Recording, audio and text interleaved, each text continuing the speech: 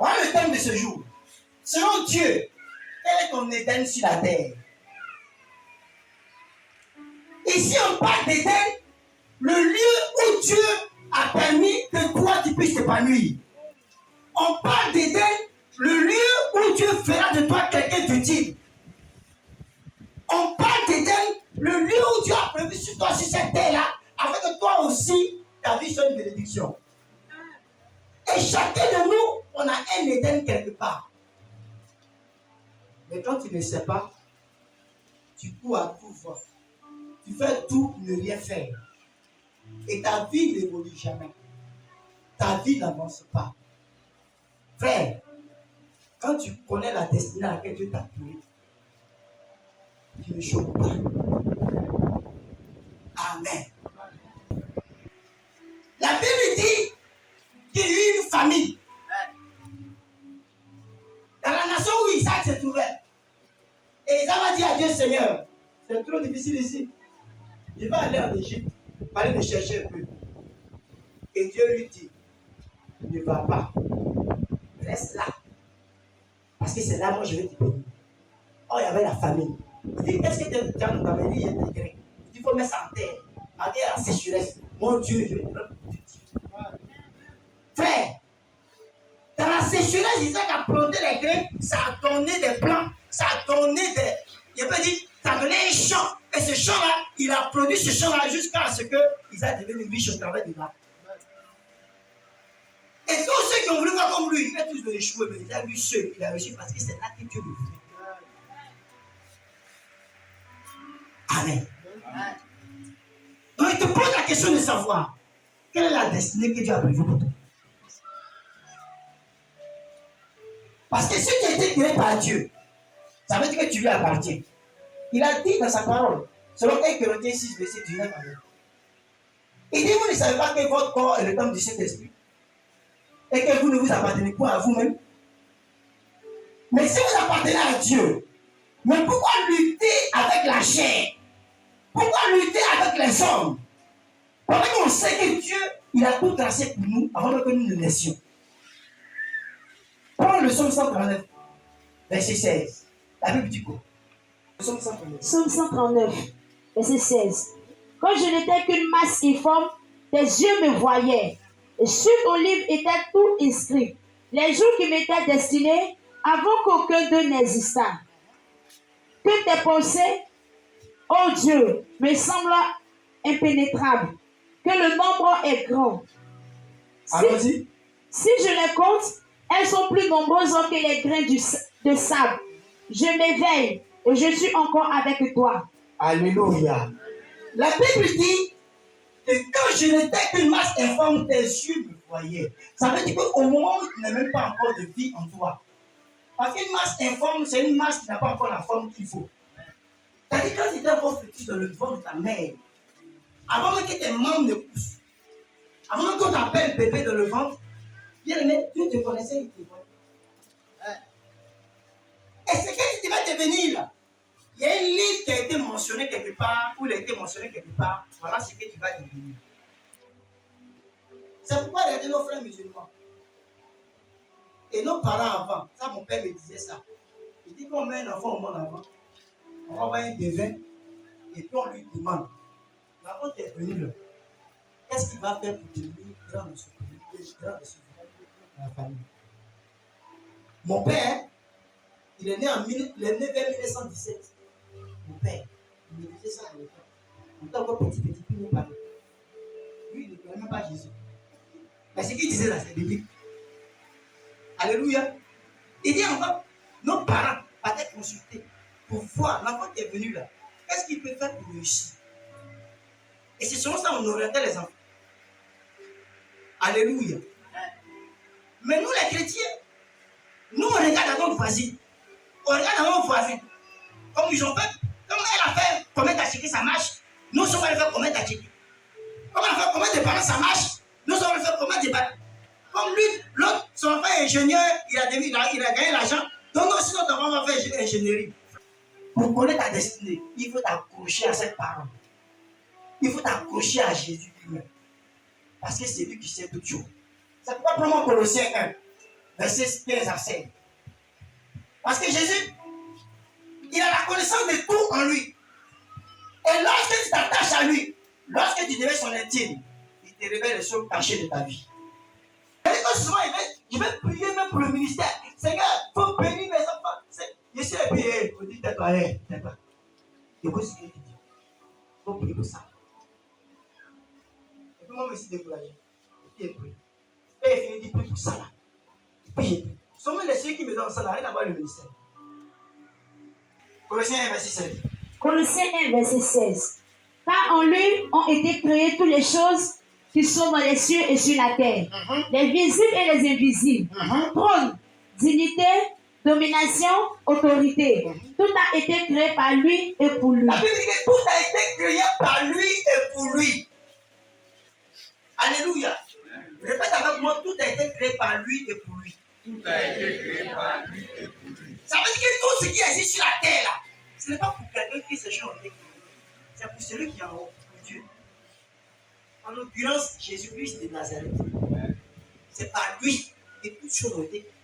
C'est par lui que toute rémunération est faite. C'est par lui que toute chose est pourvue. C'est pour lui que toutes ces choses ont été.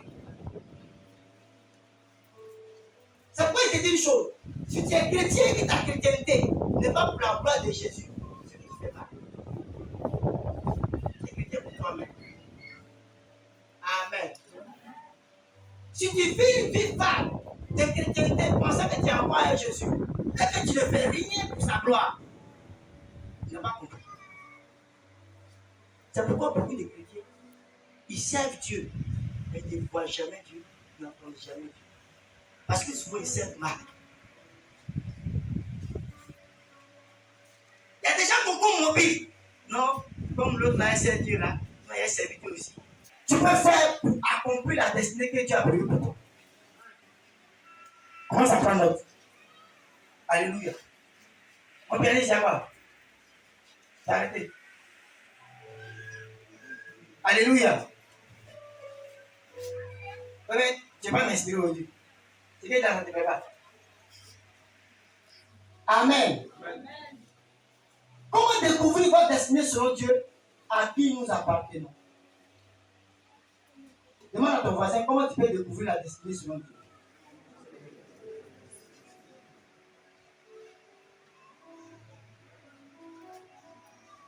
Il y a 4 points et te demande Dieu. Comment faire pour découvrir sa destinée? Alléluia. Ne crois pas que tu es vieux et que c'est fini pour toi. Abraham a découvert sa destinée à 75 ans. Par une recommandation qu'il a reçue de Dieu. Dieu lui a dit, quitte tes parents, va à Dothan, c'est là-bas que mon Dieu, je vais te bénir. Je vais vous dire une chose. Tout ne vient pas forcément du fait que quelqu'un t'a parlé. Mais là, que souvent Dieu donne une recommandation. Il y a des gens qui disent là, c'est pas déjà la prière. C'est-à-dire, toi, pour que tu réussisses là, personne ne doit prier pour toi. Mais il y a une recommandation que Dieu va te donner. Quand tu vas suivre ça, c'est bon. Après, il a reçu la révélation de Dieu. Donc, la première des choses qu'il faut savoir, c'est par révélation qu'on peut voir notre destin. Alléluia. Mais cette révélation s'est faite comment? C'est fait de la prière. C'est lorsqu'il a commencé à prier Dieu, Dieu s'est révélé à lui pour dire quitte ici. C'est parce que tu es ici que depuis les choses n'évoluent pas. C'est parce que tu es encore en famille que les choses sont bloquées. C'est parce que tu es encore en famille que les choses ne marchent pas. Il faut quitter ta famille, reprendre ta maison. C'est là-bas que les choses vont se passer. Alléluia. C'est pourquoi quand tu pries, il faut que tu sois disposé à entendre aussi Dieu. Parce qu'il y a toujours une parole qui va te dire, il y a un message qui va te véhiculer au travers de la prière que tu veux faire. Ce message-là, c'est le déclic de ta vie. Je vous ai dit, je cherchais une maison lorsqu'il était encore en famille. Dieu me dit de quitter. Mais en réalité, il ne me dit pas là où je dois partir. Il dit, quitte tes parents, tu vas réussir. Quitte tes parents, tu vas réussir. C'est vrai, il vais quitter. J'ai l'argent. Il cherche une maison partout. Mais il n'a pas posé la question, Seigneur, il va où? Moi, il va quitter seulement. Il dit, je à lui. Il dit, il faut dire à ton fils d'aller à mi-temps. Il voyait les kawas, après venir ici, ici à Ballon. Non, c'est la vérité. Il n'était pas prêt. Parce que pour ça, il voit ici, là, il y a un souci. Alléluia. Il dit, Dieu me dit de te dire d'aller à mi-temps. D'un premier temps, il dit, papa, c'est vrai. Il dit, oui. Il ne peut pas. Et moi aussi, je suis parti demander à Dieu. Il m'a donné l'orientation, Seigneur. Ton serviteur dit d'aller à mi-temps. Pas de dire quoi. C'est vrai, mais c'est vrai. Il va montrer un songe. Dans le songe, je me retrouve dans un quartier, il n'y a pas l'eau, il n'y a pas de courant. Les gens rentrent chez moi, ça sort, ça sort, ça rentre, ça sort. Je me suis réveillé. Et puis l'esprit me dit, c'est pas vraiment que je t'ai envoyé. Alléluia. Je vous dis, qu'est-ce qu'il a mis quand il n'a pas fait un mois? Et une maison. Maison, il cherchait depuis des années, il n'a pas fait un mois. C'est pour ça que j'ai dit, mais ça va.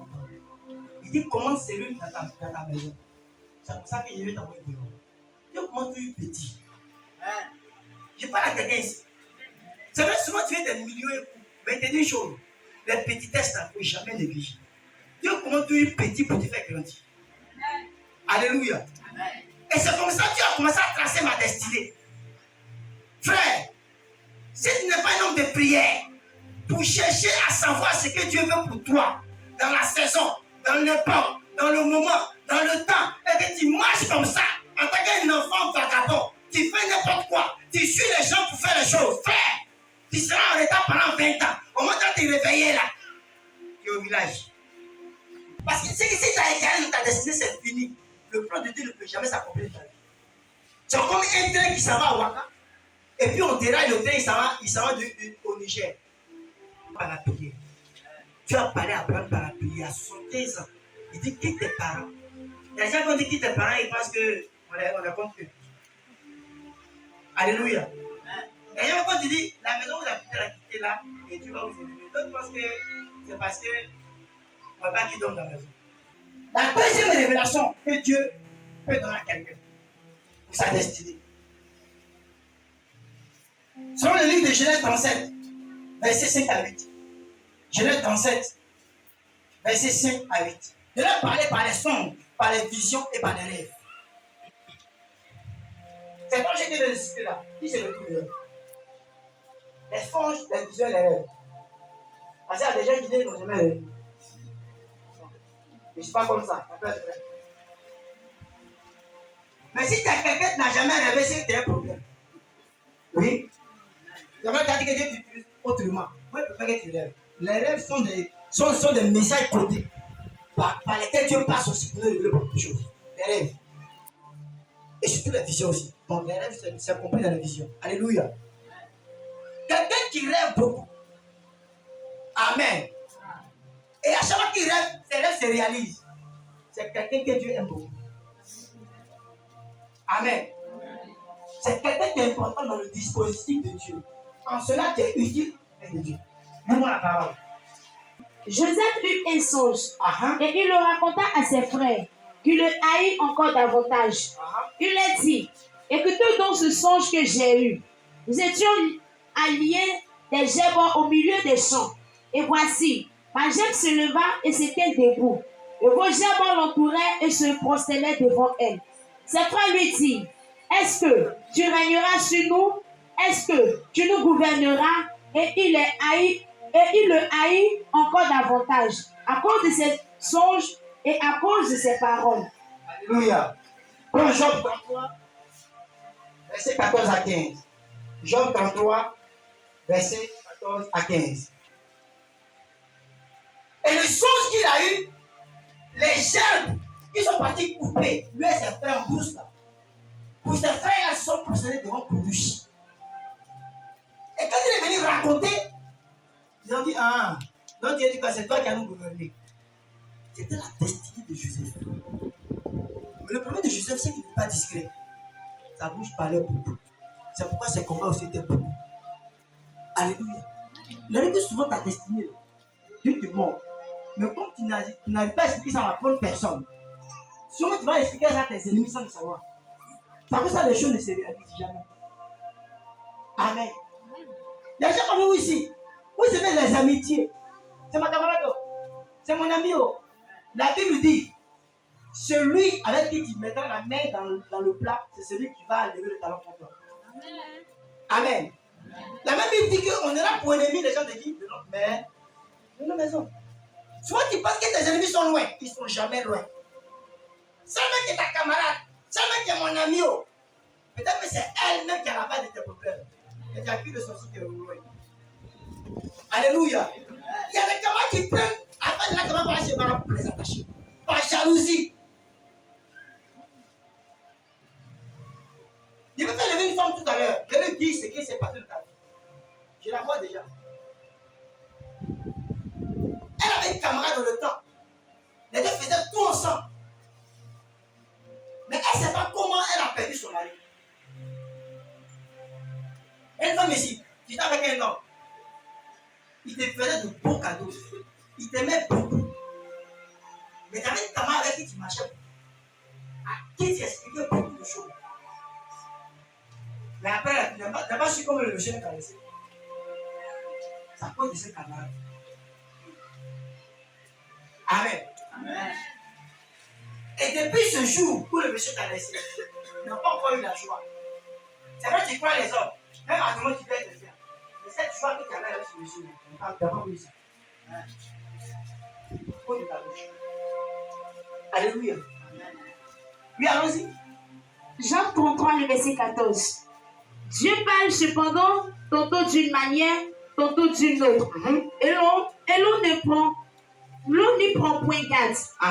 Il parle par des songes, par des visions nocturnes.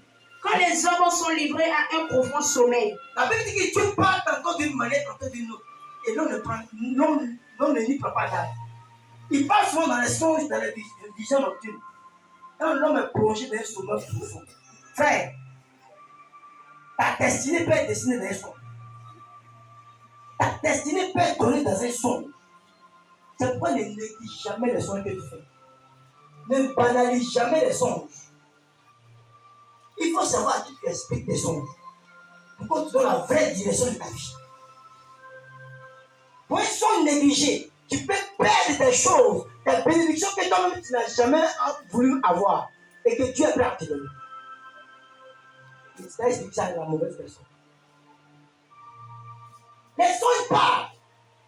Malgré qu'ils ont voulu vendre Joseph, ceux qui l'ont vendu, est-ce que ça ne s'est pas réalisé? Ça s'est réalisé. Ça s'est réalisé parce que Dieu était avec Joseph. Amen. Donc ne néglige pas à partir d'aujourd'hui tes songes. Retiens-les par lesquels Dieu parle à la destinée de quelqu'un. C'est par les dons et les talents qui sont en toi. Demande à ton voisin, qu'est-ce que tu sais faire? Amen. Il a dit que souvent ta destinée se trouve dans ce que tu sais faire. Lorsqu'ils étaient dans le désert et que Dieu voulait envoyer les personnes, la foule qui était venue pour écouter la parole, Jésus a dit quoi? Il dit vous-même nourrissez-les. Et il demande à Pierre, vous avez combien de pain ici? Amen. Il donne la 5 pains et 2 poissons. Il dit donnez-moi, envoyez-les-moi. Il a pris les 5 pains, il a pris les 2 poissons dans le panier, il a soulevé, il s'est mis de rendre grâce pour la nourriture que tu multiplies. Il dit partagez. La Bible dit 5000 personnes ont mangé et tous sont rassasiés jusqu'à Iris. Il a multiplié ça. Alléluia. Amen. Le talent que tu as là, quand tu mets ça à la gloire de Dieu, frère, Dieu multiplie ça pour te donner. Amen. Il y a des gens ici, peut-être vous avez touché peut-être le côté électronique, les choses, ou bien vous avez touché les instruments quelque part. Mais quand vous venez ici, il faut comme si vous connaissez bien. C'est vrai que les enfants sont en train de se débrouiller là-bas, on tape on tape tout ça pour que ça marche. Vous connaissez ça. Vous êtes dans le coin. Parce qu'on met ça à la disposition de Dieu. Donc, comme ça, on finit par oublier. Il y a même des gens ici. Vous pouvez venir balayer ici. Même dehors, vous pouvez venir balayer. Les personnes ne font ça. Vous ne savez pas que c'est un talent ici. La charité que vous faites, vous pouvez faire ça à l'église aussi. Mais il y a des personnes ici qui peuvent donner dehors. Car les frères dans l'église. C'est vrai, tu dis que c'est pas mauvais, c'est bon. Il faut mettre ça aussi à la disposition de Dieu. Alléluia. Paul lui-même l'a dit. Il dit j'ai été avec les faibles pour gagner les faibles. J'ai été avec les forts pour gagner les forts. J'ai été avec les pécheurs pour gagner les pécheurs. Alléluia. Dis avec moi la connexion divine. Prends Proverbe 13, verset 20. Proverbe 13, à partir du verset 20. La connexion divine. Alléluia. Écoutez bien la parole. Il y a 10 minutes. Allons-y. Proverbe 13, verset 20. Celui qui fréquente les sages devient sage. Répète. Celui qui fréquente les sages devient sage. Dis à ton voisin, celui qui fréquente les sages. Répète à ton voisin, celui qui fréquente les sages devient sage. Amen. En d'autres termes, celui qui fréquente les bénis devient béni. Celui qui fréquente ceux qui sont élevés devient élevé. C'est vrai, un caïman, si un bois du péché, jamais devient caïman dans l'eau. Mais quand il finit par fréquenter les blancs, il devient blanc. Amen. Oui. Regardez vos frères africains qui sont dans la diaspora là, ils ne chauffent pas. Hein? Pourquoi c'est le froid? C'est parce qu'ils fréquentent les blancs et les chauffent aussi. Donc celui qui fréquente les blancs devient blanc. Celui qui fréquente les sages devient sage. En d'autres termes, on dit dans le jargon que les gens de même blancs font ensemble. C'est ça, non? C'est pour te dire, il y a des connexions dans ta vie. Quand tu les croises, ta vie oblige de changer. Amen. Prenons l'histoire d'abord de Josué. Jésus, sa vie a changé un peu de lui. Jésus n'était rien. Il était ici en comme toi. Mais à cause de ce qu'il était auprès de Moïse, Jésus a changé sa vie. Et on a témoin de Josué. Dans la Bible, selon Exode. Juste un nom. On a parlé de Josué. Alléluia. Quand tu prends l'histoire d'Esther, à cause de son cousin Mardoché, la vie d'Esther a changé. Il fallait quelqu'un comme un mentor auprès d'elle pour la conduire dans la cour du roi. Parce qu'elle était belle, elle avait toutes les qualités, mais elle n'était pas confiante en elle. Pour dire qu'elle sera une reine. Elle n'a jamais imaginé ça. C'est Mardoché qui a fait Esther reine. Qu'on appelait Adassa. Alléluia. Prends le cas d'Élisée. Élisée était dans la brousse en train de travailler pour ses parents. Il n'a jamais su qu'il serait un prophète.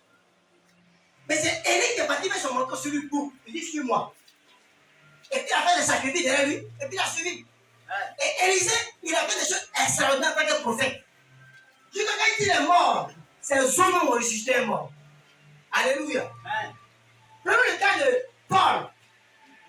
Il a été Paul qui a associé à Barnabas. À cause de la connexion qui a existé entre les deux. Amen. Amen. Maintenant, pour finir, prenons le cas de Pierre. Pierre était avec lui. Hein? Encore Jésus.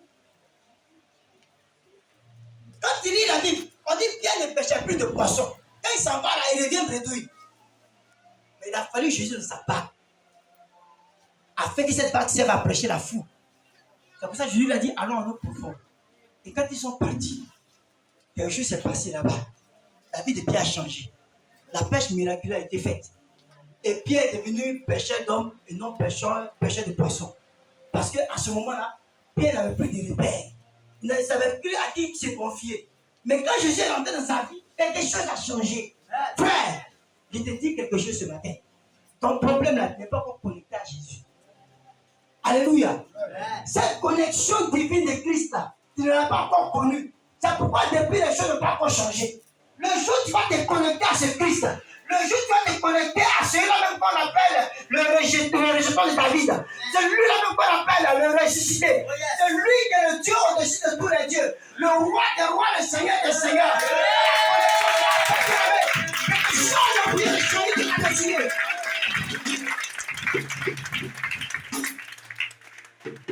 Parce que c'est lui le rémunérateur. Il est le pourvoyeur de toutes choses. Est-ce que tu es connecté à Jésus?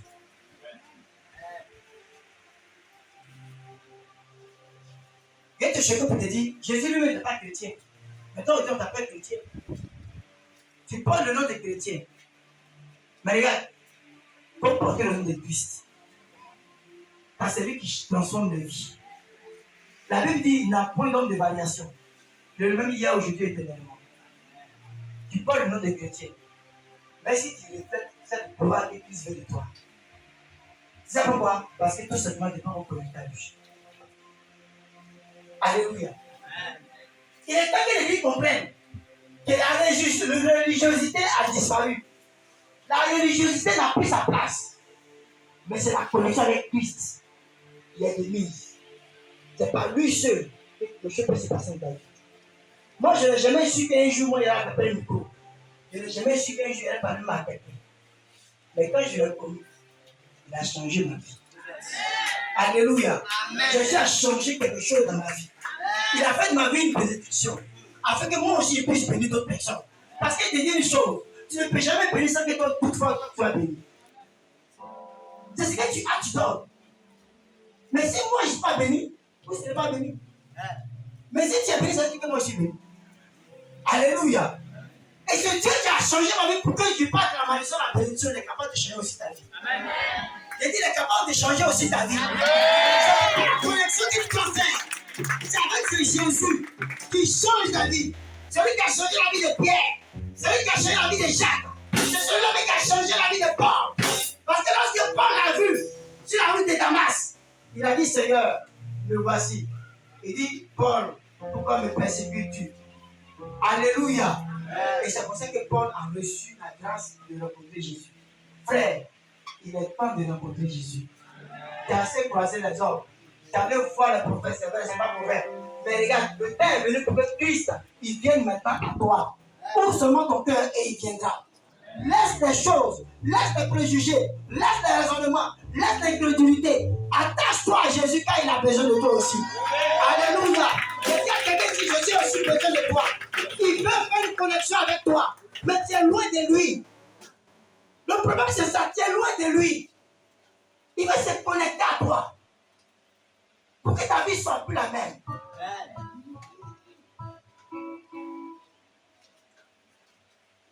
Ma fille a dit que quand tu aimes Jésus et que tu le sais, même ta famille profite. Alléluia. Le témoin qu'elle a donné aujourd'hui, moi je n'ai jamais entendu ça. C'est aujourd'hui qu'il dit, je prie longtemps. Et ça m'a s'opposé à ce que son frère soit serviteur. Alléluia. Mais aujourd'hui, son frère profite de ce qu'il est serviteur. Parce qu'il est serviteur, on a envoyé tout le monde sauf lui. Amen. Il n'a pas de diplôme. Il n'a pas parti loin à l'école. Mais avec ça, on dit lui seul n'a qu'à rester, tout le monde n'a qu'à partir. Si ce n'est pas la grâce de Dieu, s'il n'était pas connecté à Jésus, est-ce que cela c'était possible? Frère, ce n'est pas possible. Il y a des choses qui vont t'arriver parce que tu es connecté à Christ et tu ne peux pas arriver aux autres. Ça peut pas, tu n'es pas comme les autres. Alléluia. Quand tu es connecté à Jésus, tu n'es plus comme les autres. Tu deviens une personne spéciale, une personne spécifique, une personne à part, une personne consacrée. Alléluia. Et je dis quelque chose. Ne te fonds pas dans le moule des autres. Tu n'es pas les autres. Tu es un enfant de Dieu. À tous ceux qui l'ont reçu, à tous ceux qui croient en son nom, il leur a donné le pouvoir de devenir enfant de Dieu. Quand tu reçois Jésus, frère, cette connexion fait de toi quelque chose de spécial. C'est pas toi qui n'as pas encore décidé aujourd'hui. Il est temps de décider de ta vie. Ce que tu veux que ta vie soit. Parce que ce que tu vas décider aujourd'hui, c'est ce qui va te rattraper demain. Ta vie d'aujourd'hui dépend d'aujourd'hui. Ta vie de demain dépend d'aujourd'hui. Alléluia. Dis à ton voisin, ta vie de demain dépend d'aujourd'hui. Ta vie de demain dépend d'aujourd'hui. Le problème n'est pas de venir à l'église. Amen. Le problème, ce n'est pas l'église.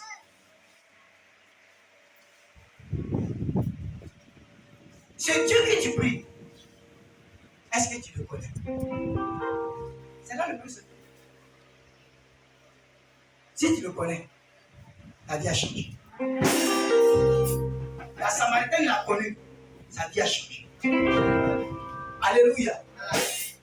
Nicodème l'a connu, sa vie a changé. Nathanaël qui ne croyait même pas, quelque chose de bon peut sortir de Nazareth. Quand ils sont venus l'annoncer pour dire qu'on a trouvé le Christ, le Messie, il a dit quoi? Il dit, est-ce que quelque chose de bon peut sortir de Nazareth?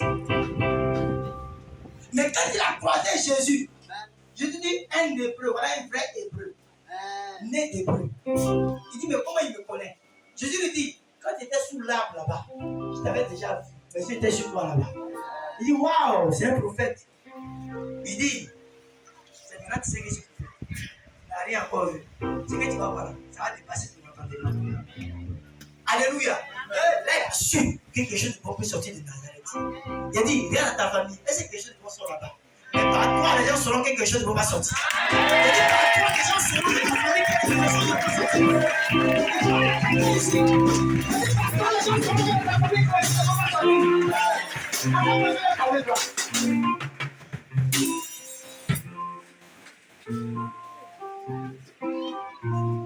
Ton voisin, quand il par moi, quelque chose de bon va sortir de ma famille.